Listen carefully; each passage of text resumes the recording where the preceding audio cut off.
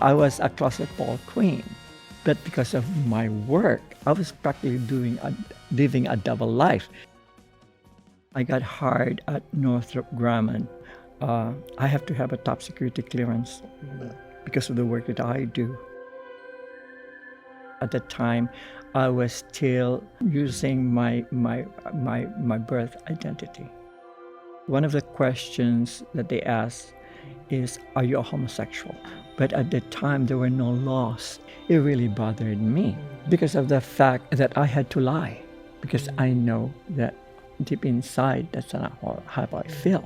When I was doing that, I was going out also in the gay bars and stuff like that. It was the gay bars where I saw our community members, and that's where Karina was born.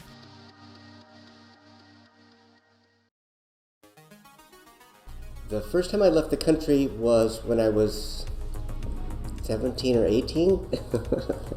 I was a junior in high school, and I applied to be a Rotary Exchange student.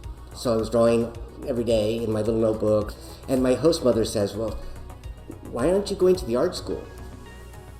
Because I was supposed to go to the engineering school. And apparently, I'm like, I didn't know there was an art school. And then from that year, I applied to a couple different schools and ended up getting into to Parsons School of Design in New York. So that was the beginning part, walking around seeing gay bars, seeing gay people, seeing Times Square back then. All of that was sort of, even learning what a queer world was. It's very different from growing up in Nampa, Idaho. My work in the Asian community in Los Angeles was a direct result of the racism in the gay community. I tried to enter gay spaces at the time, and I just did not feel wanted or supported. I just didn't feel that. Something I learned is, well, go someplace where I do want you.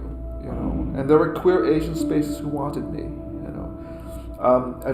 It first started off when I started working for East West Players. As a young actor, as a person who was just graduated with a degree in drama, that East West Players was more than willing to welcome me. East West Players is the premier Asian American theater company in Los Angeles. That's still going strong today. I'm an artist first and foremost, but my practice includes research and writing. That's all part of what I do, and that is how art is defined for me. A lot of people may not be used to that idea, but it all has to be together because we are complex, beings with lots of layers of knowledge and lots of sensitivities to that, and that requires a lot of information. The premise of art making for me is grounded in a sense of, I would say, social responsibility. I don't think of activism in the same way that I think it's often taught, but I would say that there's an ethical way of being in oneself and in a community, whatever community that might be, that requires a certain truthfulness. In order to scratch at that surface, to get to that real beneath the image that is not real, right? Because no image is real. They're all constructs. I started taking writing class in the 1990s with Ivan Falayan, writing novels and writing short stories. And a novel I started at that time was called Letters to Montgomery Clift. I faced rejection with that every major publisher turned down Letters to Montgomery Clift. To have that much focus, to have that much time, to have that much love being poured into something, particularly a first novel, is just, it is soul crushing yet soul liberating at the same time. That I got was the Stonewall Book Award from the American Library Association. And there are libraries out there, librarians out there, queer librarians in the world, who are stocking, American shelves with gay material like Letters to Montgomery Clift. I did a talk at the downtown LA Public Library. And I used to go to that library when I was a kid, looking for Filipino American material, looking, going to the stacks of the library, looking, barely finding anything. And my book was in that library. My book was available there. My books are available there. That's amazing to me. I love these pageants, so I got more involved going to other pageants. That's where I came from the pageants, and I started other pageants like the Queen of the Universe and stuff like that. And so I started winning all these pageants. When the owner of that Queen of the Universe wanted to quit, I bought the rights from her. I established the Queen USA for us a scholarship to give all the scholarship to all. If you're a transgender woman, can apply for scholarship. That was because of the Imperial Court, the organization that I belong to. Imperial Court is a non-profit organization. It is helping the community. All they do is help the community. We're accepting everyone as we are. We don't discriminate. LA for all. This is for all of us. We are here with Ken, Karina, and Noel. I want to thank the three of you. I think that you three are very ethereal and rock stars, because you are defiant in what you do. And I know, and I'm sure the people who are attending the panel tonight know this about you, that you do everything you do with so much integrity. And I know that isn't easy. And I also know that is probably what brings you your joy. So I just want to say thank you. And so some of these questions are going to be asking, how is it that you take care of your joy, especially when navigating, places that may not know how to take care of your joy. So first question I'd love to ask is, what is the kind of compliment on your work that makes you feel really seen? That is beyond the oh my God, you're a genius. That was amazing. Because obviously you three are geniuses and so amazing. What is it that makes you feel really seen when you hear that about your work? It's interesting. What's a compliment that I love to hear is when someone says to me, I had no idea, they had no idea this was happening. They had no idea there was this life experience. They had no idea. And I hear that because sometimes I get caught up in my own silo, I think just sort of I have artistic friends, I have an artistic life. And so I just sort of go about my work and then thinking that it's obvious that this is what it's about or something. And then someone from a completely different world from mine was, I had no idea, Mm-hmm. And that makes, that sort of validates why I should be around in the world. Yeah, that the work I put out there needs to inform and educate and uplift and entertain and all of that. So. I love that. That's beautiful. I got emotional just hearing that. Thank you, Noel. How about the first Ken? I haven't had the same experience, of course, and I think that's so wonderful to hear you say that, because I'd never thought of it that way. For me, this week was I'm in Albuquerque, New Mexico, and I was attending a family funeral, and so a lot of my cousins and family are here, and the son of my cousin, my first cousin, is a college-age student, and he had his professor talk about my work. And he's like, I know that guy. And I think for me, that was kind of amazing to have. I feel like my family doesn't always know what I do and how hard I work on things. And so to have that, I guess, story come back to me I found it to be very powerful and very uplifting for me for that day, at least. Thank you. What is it about with your family that your family seeing you in particular that strikes that chord with you? I think for me, in part because I grew up in sort of a rural part of the country, and I have relatives all over. And living in Los Angeles, I don't get to see those relatives very often. So this really was an event that brought us all back together. And so I guess just having that opportunity to connect again with a different generation. These are kids that I don't know very well or haven't had a chance to spend a lot of time with. I mean, I know them, but we haven't never had long amounts of time. So I think that was part of it, to think of the outreach that my presence contributes also to the strength of my family and contributes to the community and to other on multiple levels. So I think that was surprising. Oof, thank you. Deep, deep, deep. Karina. Yeah, with me, what I feel good when I know that I have helped someone, that I had made a difference in their lives. My community has been attacked so much in all levels, even families, non-acceptance. That's the reason why I encourage them to have their own chosen families. And that's the reason why they call me Mother Karina. I'm the mother of all the transgenders here, and it's a nickname that they use for me. They reach out for me. Most of them I don't even know at first until they reach out, because they've been referred to by friends of them when they're in trouble, when some of them had killed themselves, planned to kill themselves, and the friends come up to me and ask for help. Also with also mental health problems that they have and health problems that they have.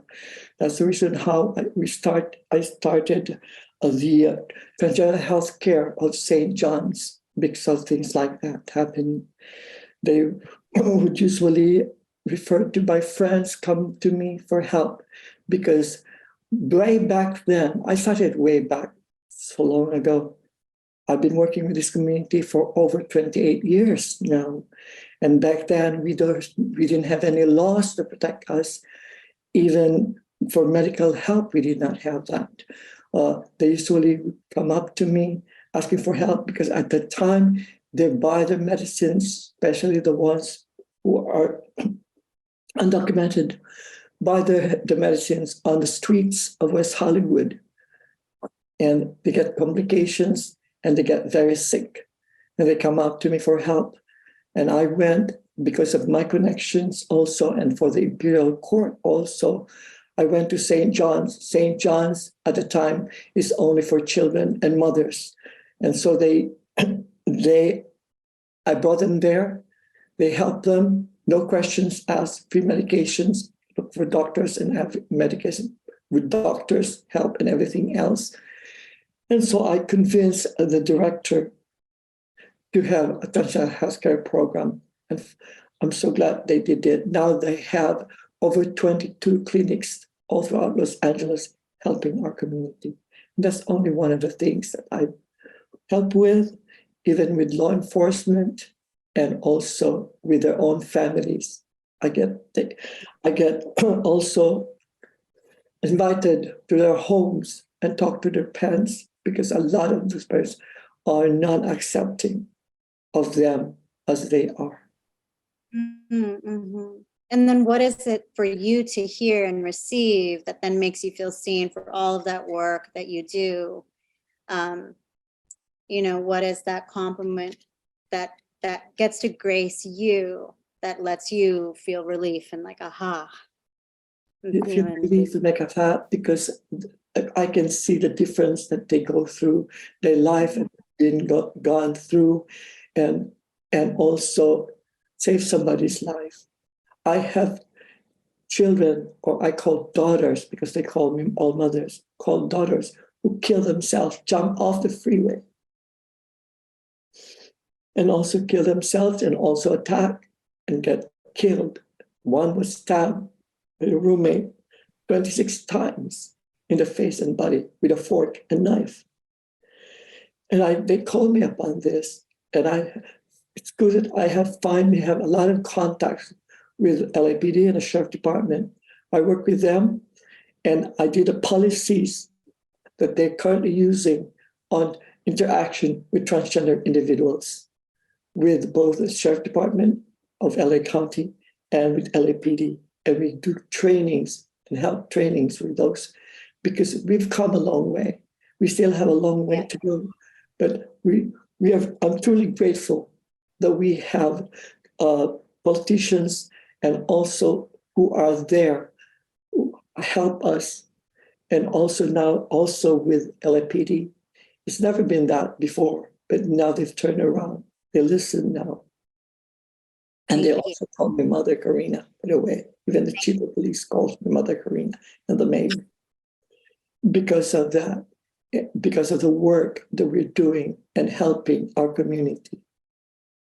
Thank you, Mother Karina. And how have you then, with the three of you, navigated those low points within your, and I hate this word, the C word, career, because I know that for each of you, this is a calling, that this is just, I mean, you're doing really, really deep spell casting with what you're doing.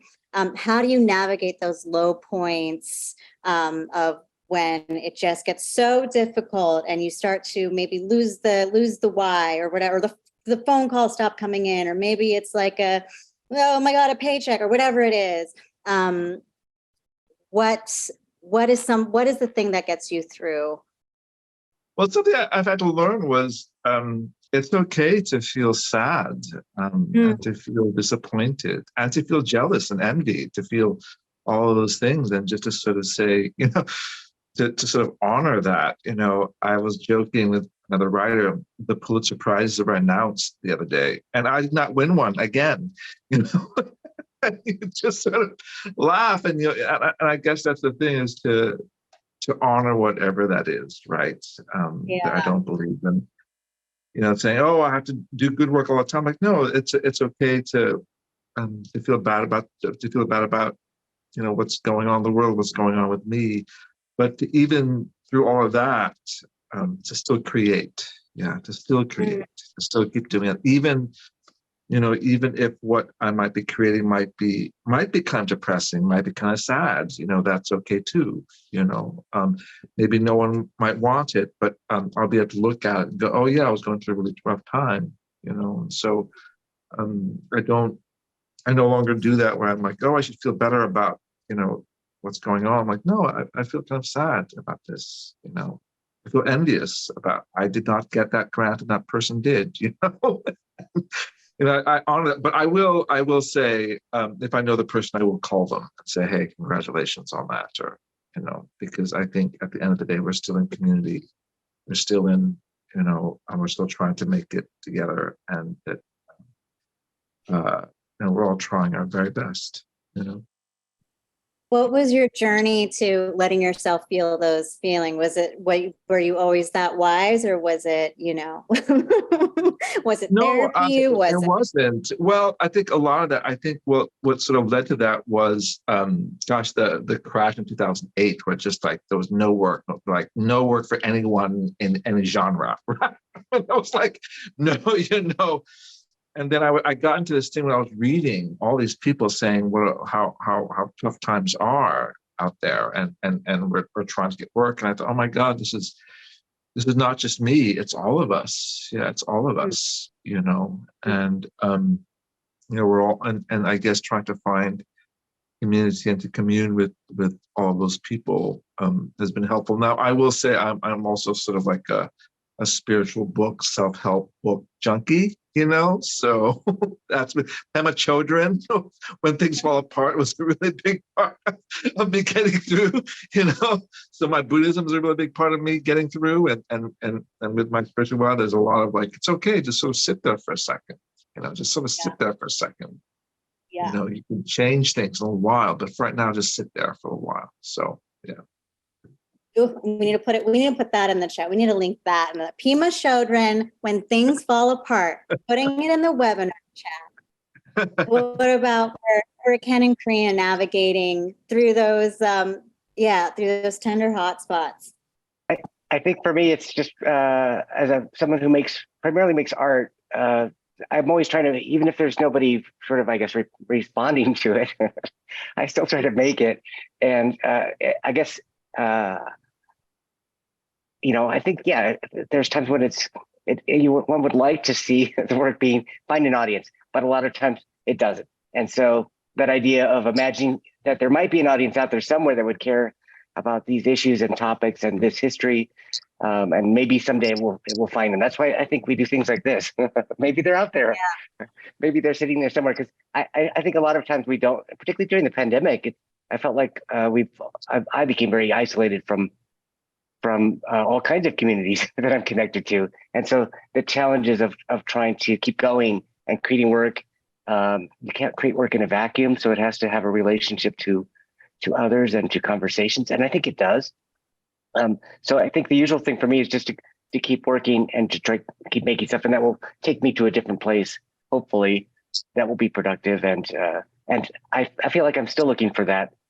Yeah, you know, that part of of recognition or of having a place for all of the different ways that I work, because I feel like that's often hard for people to process. Who would you love for your work to find? Ooh, now this is becoming like a manifestation workshop. Okay, who would you love for your find when hearing you say that? I'm just like, ooh, okay. Mm. Well, you know, one of the projects that I worked on, which some people may or may not know, was looking at the history of lynching of Latinos in California in particular. Mm-hmm. And that's a history of racialized violence that is under-recognized nationally. And I think it's sad that we can't recognize the complexity of racial violence in the United States against Asians, Latinos, trans communities, queer communities. And so that work was really about trying to think around this idea of, I guess what has been articulated is kind of a mob violence. We could think of January 6th as sort of a manifestation of that Americanism, where brute force is seen as right, and smaller communities that don't take up arms in that way don't find a place. So all of those ideas are in it, and so I think that there's lessons that could be learned from that history, so we don't repeat them. But so that's the audience would be, you know, all of those people that don't believe in democracy, I guess. Or yeah. And then, yeah, well, Karina, you're going to say something. Yeah, with me, it was the other way around. When I was a senior engineer at Northrop Grumman doing, I had a top security clearance, I was making a lot of money. It's just that there was no laws that really protect us. And so I had to get out of work because I practically living a double life. During the day, I work in a suit and tie. At night, I'm in West Hollywood doing shows and stuff like that. But the money that I get from my work is a lot. I was a senior engineer. They sent me to school to learn the technology. But then I was not happy. You know, I had the money, but I was not as happy. Right now, I'm focused with helping the community because I was mentored by Jeffrey Prime when I got out, when they started the Sheriff's Department LGBT Advisory Council, to be the first trans woman in that advisory council for the Sheriff's Department through the policies. It turned my life around, helping the community. And because I know that it's really badly needed for the community, for the work. And it makes me feel gratifying for me to make sure that made a difference in helping the community, because I did not like how we were being treated as transgender women by others. It was a difficult life, being targeted and always, you know, played around and killed most of them and hurt. So I had to help and make a difference, go to law enforcement and change policies to help our community. I currently sit now on 10 boards. I was the chair of the West Hollywood Transgender Advisory Board. We started in 2009. I also started the one in Los Angeles, 2016. And currently sit on a lot of boards like APIP and also consultant at St. John's. And that's it. I do it because I would like to help my community, because I know it's been very, very difficult. I was raised with 7 sisters in a Filipino family back in the Philippines. So it was hard for my family also because I'm supposed to carry the family name as the only male born.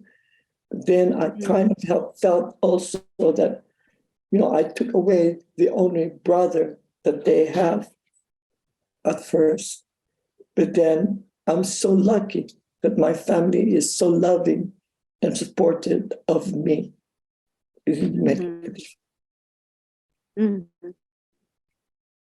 Thank you.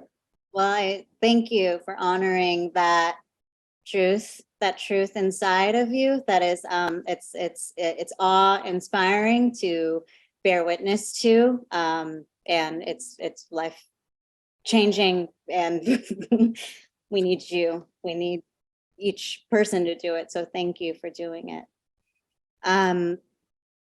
For Ken, how do you then navigate your work within institutions or your collaborations with the people who are supporting you?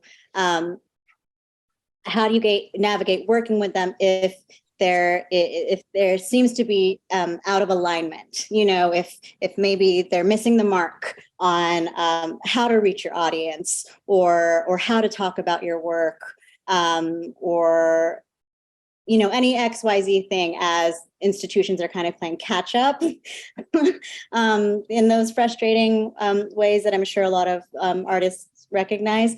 How have you navigated that for yourself, that journey?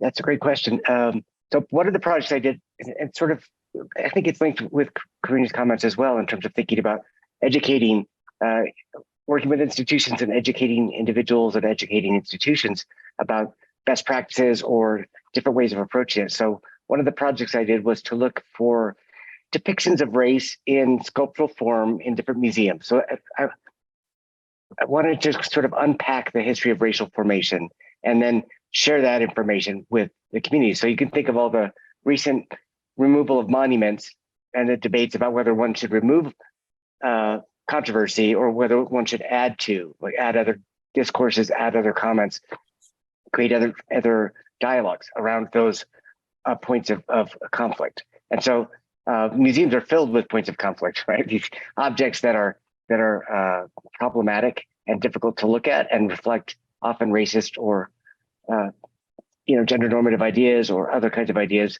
that are not supported today. So part of it was about first requesting access to these objects, and then of course talking about how I'm going to share those with other communities. And so a lot of that is about negotiation. I've been told no by many museums, and when I'm allowed access, I also then have to reach out and work with the communities from which those objects came or that they represent. So it's a lot of different things, and I've learned a lot as well too. I wouldn't say that I know it all. I feel like I've benefited from asking questions and from sort of bringing these objects and histories to light so that people can share and talk about them. And I think that's part of my job, is just finding objects that invite people to engage and communicate around what are difficult topics and often very emotional topics, and to use the artwork as sort of a placebo, right? A thing that you could respond to and react to and not have to necessarily personalize it or internalize it. Yeah. Oh, I love that. I love that. I just love that you're able to bring it back to your work. You're kind of able to just help focus it and center it. That's so smart. Ken, you're smart. For Noel, how do you navigate it? As I'm sure in your illustrious career of navigating so many different art forms, I'm sure you have so many fun stories that we all want to hear. Well, I just want to say,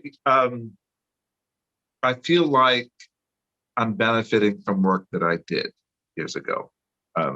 So I think that how do I, navigate and work through this? Like back in the 90s, I served on the Asian Pacific Islanders subcommittee of the Screen Actors Guild, right?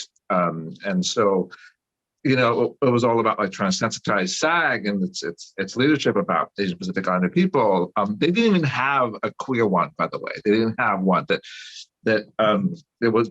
They wouldn't even allow it at one point, and so now I feel like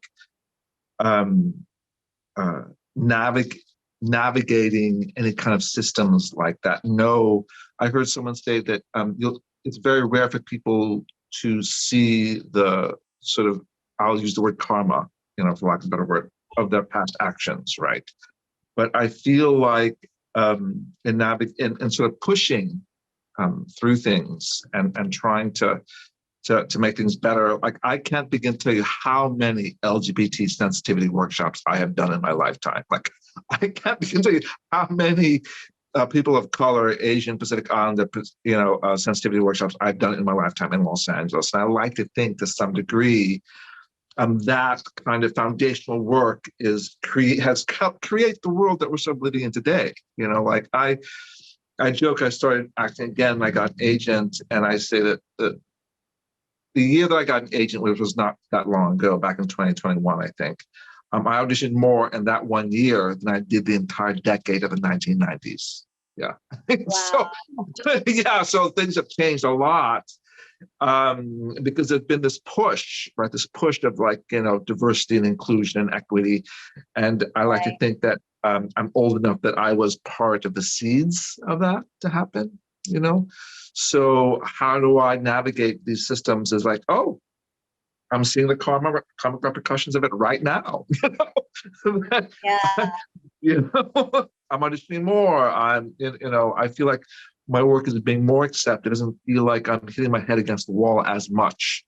There's still a lot of that, a lot of frustration, but I feel like, people are more open to our stories. I will say, it always amazes me when I think, oh, no one cares about queer stories anymore. And then boom, we're getting outlawed again. Yeah. So then, no, we have to write more. We have to keep doing more, So it's I think one of the ways I navigate is to keep doing more of it. Yeah. Yeah. Oh, Karina, do you want to say something?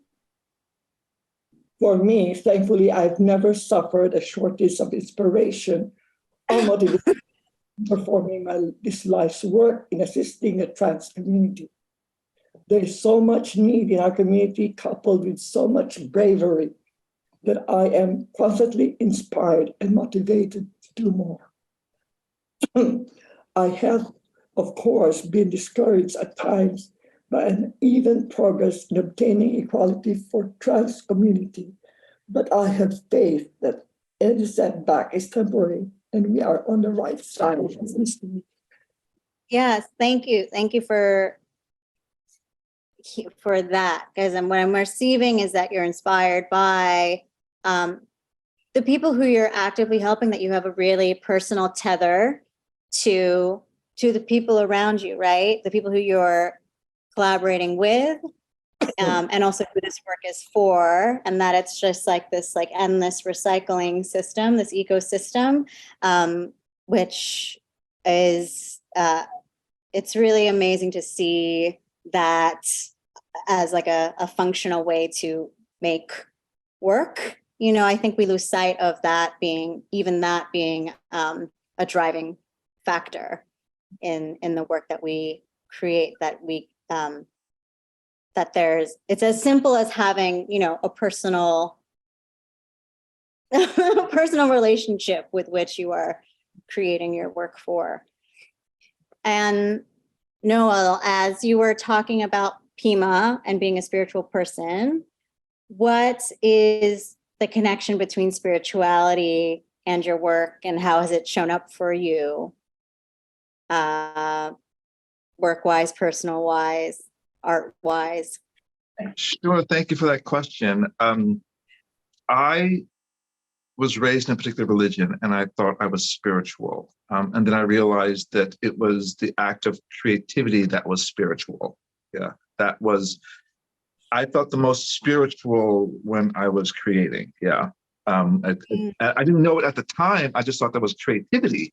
oh, this is creativity. Like, no, this is a spiritual experience I'm having, as I create, as I write, as I perform, as I paint, or whatever it is. And it wasn't until I left the other religion I was raised in, and started studying a new one, where I thought, oh, I feel like I'm on stage, as I meditate, or as I chant, or whatever. The feeling that I get in my spiritual practice is the same feeling I get in my creative practice. Yeah. So I finally found something I believed in, where it feels like they're pretty close together. Yeah. Where I feel like, now like the Venn diagram has sort of like become a circle, as opposed to before, my spiritual, what I thought was spiritual, my religious life was here, my creative life was here, when what I really wanted was my spiritual life and my creative life to meet. And I feel like I found that. I feel like I've been able to find that kind of intersection. I heard someone say once that theater is my religion, and I get that. I get when someone says that, painting is my religion. I get that, because it provided me a sense of purpose, a sense of belonging, a sense of feeling all right in the world. Yeah. And so I think when I became a creative person, I was really stepping into my spirituality. Yeah. Mm-hmm. Can I say something about religion? Yes. I was raised in my mother's side is Seventh-day Adventist. I was raised Seventh-day Adventist back in Philippines. I was in Seventh-day Adventist school from elementary up to high school in Seventh-day Adventist dormitory. Okay, so it was. My father is Catholic, my mother's side, and my grandfather is Seventh-day Adventist. They're very religious. But then when I transformed and I got here from the Philippines and started working with law enforcement and with the city, even with the right-wing religious group attacked me several times in public. When I gave my reports at the police academy, they came up on the microphone with the placards and signs saying, after I gave my report, saying that I am an abomination to the Lord. I went to the city hall also, did my report with the mayor and city council members. They were there again, saying that I am sinful, dressing up like this. I'm a sinful person. And then they know me already. I was walking out the streets of the city hall, across the street, screaming at me on top of their voices, attacking me as an abomination to the Lord and sinful. That was really, really bad, using that language. And so when, of course, at City Hall, the Sheriff's Department and the Police Department got them off station, stuff like that. And so from that time on, they changed the criteria because of freedom of speech and public comment, they say those things. So right now, what they do with City Hall, they put all the public comments at the beginning, not after each item on the agenda, especially after I speak. That's one of the things that I experienced with those religious right-wing group. How does spirituality fit into your life now? Do you take any kind of practice on for yourself? Yeah, I do. Yeah. I believe in God. I pray to God. Yeah. And things like that. And one other thing that I would like to also say, one of my girls, okay, that killed herself, jumped off the freeway at 1:00 in the morning, borrowed the boyfriend's car, jumped off the 105 freeway because of problems with family. Of course, I was invited. The friends called me. We were at the viewing. They were Catholic. We were at the viewing. We also closed casket because he jumped on the freeway. The priest did not even want to do the sermon. Catholic priest, those Latino, didn't want to do it with whole female pictures right there. He said, take off those pictures. And the whole sermon was nothing about her. Okay. After the priest left, the cousin went on the microphone and said, bring all those pictures. Come on, we start. Then they said, those who wants to say something on the microphone about our cousin Ruby, using the name already, Ruby. He said, please say something. They pushed me. All I said is very short. I said, I'm Karina Samala, and I'm a proud transgender woman. We love and miss Ruby dearly. That's all I said. The boyfriend went on the microphone, chastised the family, saying to them about how bad they were being treated and see what's going on. All of a sudden, in the front row, a female dressed in black was holding a piece of paper saying that you don't know what the fuck you're talking about.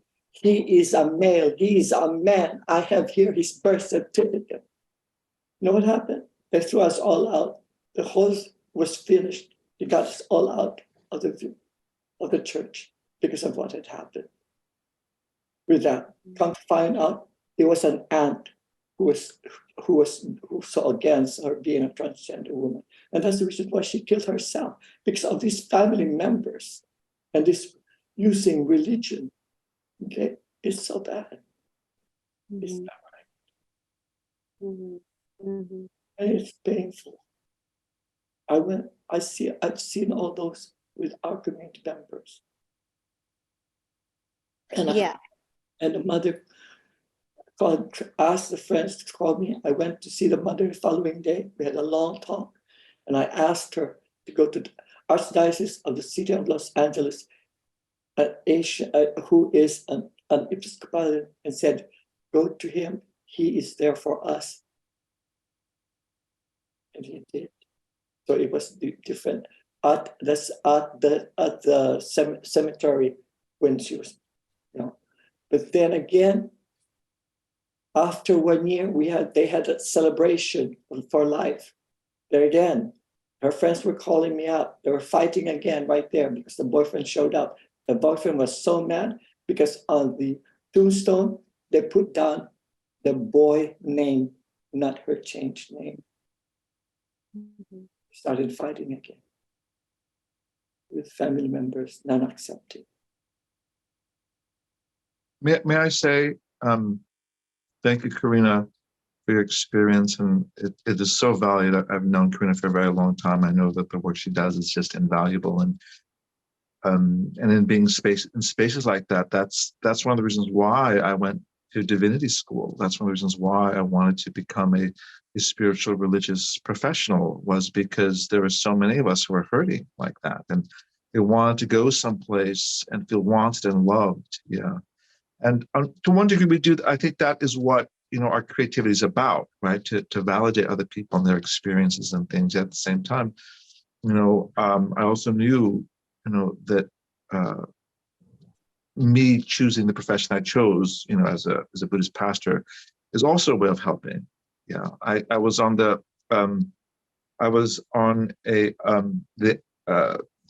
board of the young men's study at Children's Hospital, and we found out that young gay men, young bisexual men who had strong spiritual lives actually were less likely to hurt themselves. Yeah, were less likely to risk their lives. That there was something about that. The correlation was sort of undeniable. So, I've said to priests and pastors, I'm like, well, when you yell horrible things at LGBT people, you're actually pushing them farther away from where we need to be. You're pushing them farther away to the edge, and they may not come back. So actually, if we can love them, somehow show love and welcome them back into the fold and into the circle, but they're more likely to lead more productive lives. Spiritual, creative, all of that. I don't think it's a coincidence that there are a lot of LGBT people in the arts. I think the arts can fulfill that kind of emptiness that so many of us have had to have lacked in so many parts of our lives. That kind of creativity. And I think I've been at some of those funerals, Karina, where it's heartbreaking. It's absolutely heartbreaking. And the work that we do as LGBT people, as artists, I think it just becomes even more important to keep doing it. Yeah. I mean, well, I always love being on a panel with Karina because I know she's a well-seasoned beauty pageant contestant. Well-seasoned. And I know she'll be able to say just the right thing, you know, and I know that this kind of support from each other is so crucial, so important. So Background is that from beauty pageants, from transgender beauty pageants. That's where I started. When I first started, that's where that pushed me to become a transgender, because I met in Long Beach, the Christ Chapel of Long Beach. He was an empress of the Imperial Court of Los Angeles. And they had a pageant they called the Closet Ball, King and Queen of the Closet Ball. That's where it started. And the price is a round-trip ticket to Hawaii. And they said, come on, Karina. I said, join the pageant. Okay. So I said, okay, I'm going to try it. So I did try it, and they didn't like me because I came like boy. And then you come out as a boy, they judge as a boy, and the other side, you're a girl, you come out as a girl, they judge you as a girl, then they put you backstage and somebody transforms you into the other self. And they go out again and they add both scores. And whoever wins becomes the king and queen of the closet ball. And I wanted and I loved it. So I started joining other pageants. They sent me to, I joined other pageants in Chicago, in San Francisco, in Sacramento, and I started winning. So I said, wow, I love this. But back then I was still working at Northrop. Okay. So, and I cannot be out in public. Those trans girls did not like, especially the performers in the Queen Mary and everybody else, didn't like me because I go out as myself, and then I bring my makeup artist, somebody transform my other self, and I win the pageant. So they said, wow, okay, a gay boy like that beat us, they said. So then I decided to transform myself, because even at work, this happened. Even at work, my secretary was talking to the other secretary because they're noticing the changes. Of course, my long hair be getting longer and black eyebrows. And they were saying that I shouldn't be working there because the conduct that is not presentable. Okay, so I said to them, how do you know that? I said to them. So but then I said, you don't even have any proof. I said to them. So they even talked me to HR. So I finally decided. I said, well, I quit my job for 12 years as a senior engineer, and just focus on helping the community and working for nonprofit organizations as the Imperial Court, and also doing to help our transgender community, because I know it's badly needed. This is my family. I don't have any children. So I focus on just helping my family. I love hearing you talk about pageants and seeing just the joy it brings you, and it's just like this full-throated joy, and it's so infectious, and I love seeing you happy. I mean, genuinely, I know I'm not alone in that, in knowing that all of the work that you do, and that you have this outlet that brings us as much joy as it also brings you. It's a pretty amazing. It's just great. It's really awesome. And then for you, Ken, do you have a relationship with spirituality in your work? Any practices or how it shows up for you? I feel like I have a spiritual sense of center, but I was raised Catholic, but I wouldn't say that uh, I'm into organized religion in the way that it's, I guess, being described. So uh, I'd say I have a personal, I feel confident in that I have a spirit and that I'm a spiritual person and my work is grounded in that. But I don't like that organized religion. It's not been so good for gay people or brown people. Right. Yeah, totally. Totally. No, we don't like it when it's weaponized. Boo, boo, boo to that. Well, we have only a few minutes left. I I sent a cool out to everybody, and that was just meant for Jack McCarthy. And I think I want to know what each of y'all's relationship is with joy in your life. What is it that brings you your joy to that happy place? And I don't mean intellectually. I think maybe just that simple, guttural, visceral, oh my gosh, I'm feeling it, it's happening. Knowing that the work that each of you make is so personal. It's hard, right, to probably separate sometimes between who is the work and who is the person. What is it? Yeah. What is it that brings you your joy? I mean, I think obviously being seen or being felt to be seen or having your work seen can be very joyful. And then I was thinking a lot about like versus joy or happy versus joy. And I guess all this questions of how one evaluates one's emotional experiences. But I think joy is when things are all going well and you feel like you're a part of a community and that your presence matters. I think a lot of times as a gay person, as a young queer person, it was hard to feel like I was wanted by anybody or had a place that I could be. And so I think I am most joyful when I feel like I'm welcome. And that might be a low threshold, but that has been my life experience. And as a Mexican American, people are not always kind. And as a person of mixed race, people are not always kind. So I think for me, joy is when I feel like I'm safe and somebody can recognize that I've given my life to try to contribute to the betterment of other people and to contribute to the greater good of us as a people and as a nation in my tiny little way, as a teacher, as a writer, as an artist. How's that for a starter? And I think so that's right in the right direction, because my first reaction was, being in community really is just a wonderful thing. I was at a play and I just loved seeing people I ran into. I host events at a bookstore and I love running into other book lovers.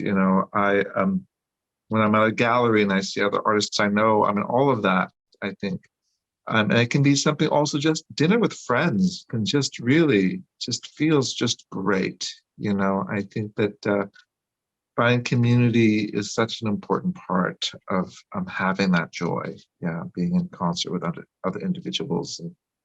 And I think that's how any of us progressed as a species. Yeah, was that we found community with other people and managed to bond and grow and do all those things. To me, joy is like trans pride, trans parade, celebration that we have with even younger of our children being there. Younger generations who are there. That's a big joy to me to see that we have our future there after us. We cannot be here forever. We need also the support of our younger generation to continue the work that we're doing. And the best thing to show this is with a parade, transgender pride parade or pride parades. Yay! Thank you. Well, thank you. I just want to thank you, each three, for your vulnerability, for sharing, for taking us through all the emotions, grief, frustration, sadness, joy. It's one. I'm looking at each of your faces, and I'm very thankful for each of you. And I hope that everybody here continues to support each of these awesome artists who are doing such deep work. So thank you for being here, and thank you for talking with each of us today. This was awesome and such a pleasure to meet each of you. So thank you. Thank you for having us. Thank you. Yeah. Thank you, Outward.